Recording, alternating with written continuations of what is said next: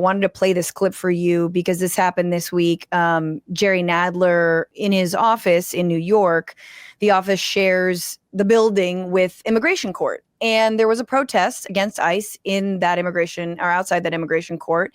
And apparently one of his staffers, there was DHS trying to arrest people. One of his staffers was like, hey, couple protesters, you guys could stay in this office if you need to like chill for a moment, right? Something that you can imagine happening. I mean, that's not the craziest thing in the world. And that's when DHS bust in and they arrested one of the staffers. She's not been charged, but just take a look. She did not. That is not what happened. That is not what happened. You can hear her crying. Okay. They're handcuffing her right now. Contact information right No, now. I'm going to give you time to speak to you. Hey. That's what I'm going to Speak to do. you. We got you. No. We got you. You're okay. I don't have to go. You're okay. You're okay. You're going to be okay. I'm a federal officer. We're here checking on something. She said, I'm a federal officer. We're checking on something. That's what he's saying. Stop resisting. You harboring rioters in the office. So you can hear him say, you're harboring rioters in the office. And this was sort of their official line. Again, there were no actual charges, but it's wild. And she's in tears and like, man, I know those tears. You're not even sad. You're just like, I can't believe this is my fucking country. Like, I think, you know what I mean? Like, that's like, I can't believe this is happening. And there were later protesters arrested, obviously there was no violence. They were engaging in protest. But this is the kind of lawlessness that DHS is operating with. And you saying that, there's literally no oversight. Kristi Noem, who we know is really just in it for the photo op or whatever, some reality show she's trying to pitch in Hollywood. I want to play Hakeem Jeffries' response, and then I want to get your response. This was a little unfortunate, in my opinion. Here he was asked by Dana Bash on CNN about this incident in Jerry Nadler's office. In terms of how we will respond to what Trump and the administration has endeavored to do, we will make that decision in a time, place, and manner of our choosing, but the response will be continuous and it will meet the moment that is required. What exactly does that mean? Have you not decided how to respond?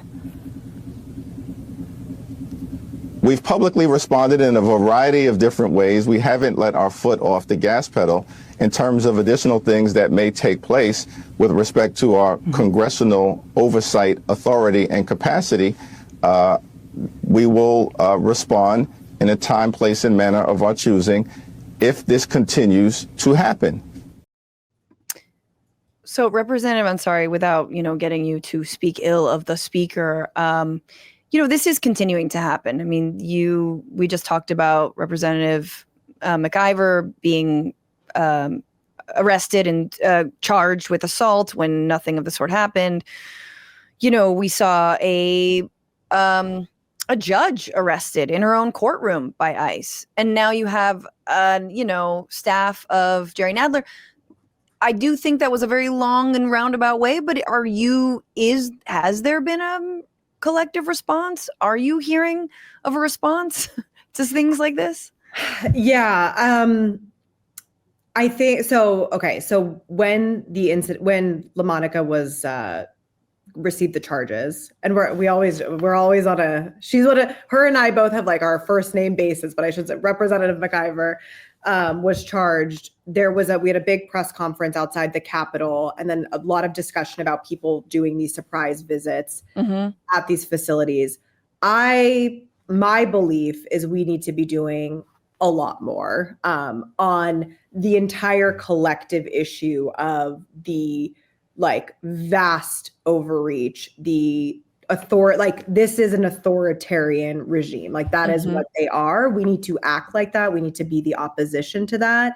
And we need to be creative and bold about how we do that. And that just means the business as usual stuff just does not work, because nothing that this president is doing is normal. So I think there's going to be more. We have heard a little bit since that interview that there are pending actions. I don't know what those are yet, but some of us are taking this into our own hands because it's that important. I think it's just a matter of especially members of Congress who have like personal family stories where we see the similarities. You know, I Sure. have colleagues who, you know, their parents are refugees, fled. We have, you know, refugees within our class or within our caucus.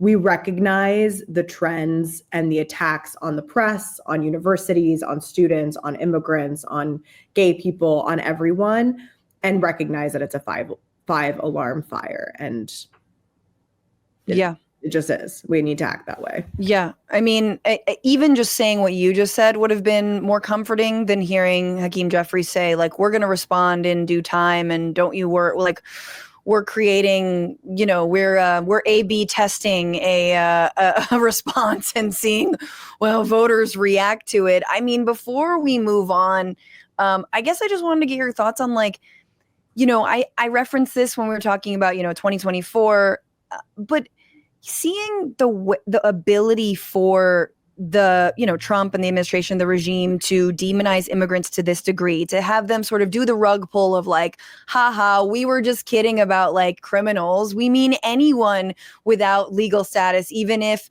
you know, or even if they do have legal status, they're literally going through the immigration courts and you're sweeping them there.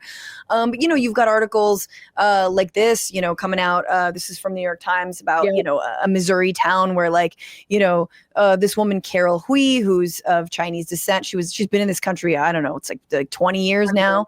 And everyone in this Missouri town is like voted for Trump. And then they're like, wait a minute, but we didn't vote to, you know, deport Carol. We thought they said, just getting rid of the gangs and the people who came here in droves. And then knowing that is very much not what this DHS is doing at all. I mean, how, in your mind, you know, how do we rehumanize immigrants? How do we actually call out this kind of fascism as being sort of part and parcel of the, you know, like broadly what happens when we pour so much money, if you ask me, into, you know, immigration law enforcement and so little into actually pathways for real reform? Oh my gosh. I completely agree with you. I mean, the couple of things of what you just touched on, that story of that town and this woman, it both comforted me that people are having an awakening, but also makes me so angry because you and I know that, like, it was very clear what Donald Trump meant this whole time.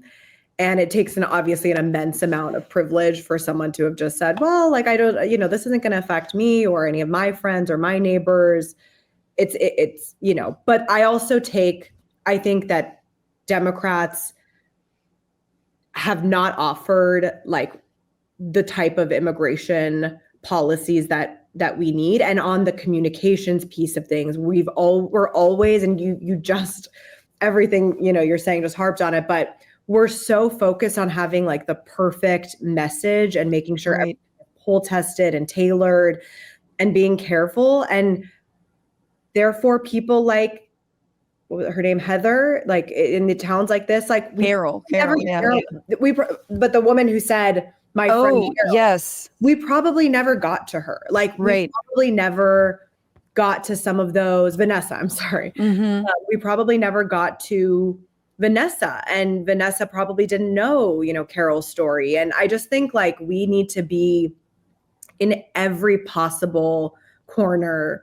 communicating and not having just like one message for everybody, but being in these like niche channels on different issues. And I don't know. It's really, really right. Not giving up on districts just because they, you know, they lean red, or, you know, constituents just because they don't always vote. I mean, I think that with young people and also people of color, they're often like, they're not as reliable voters. We're just going to focus on the centrists. Yeah, you know? or we take them for granted. We assumed that young people would always be with us. And now many think like we don't do anything and we don't fight and we don't like care about anything, or that we're not real people and we're not authentic.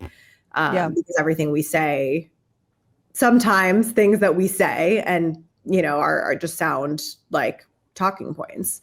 What's going on, Frantifa? If you haven't already, subscribe to this channel right now. Hit that button. And also, you can become a patron and support the show every single week. Get access to bonus episodes and exclusive merchandise. Patreon.com/bitchuationroom.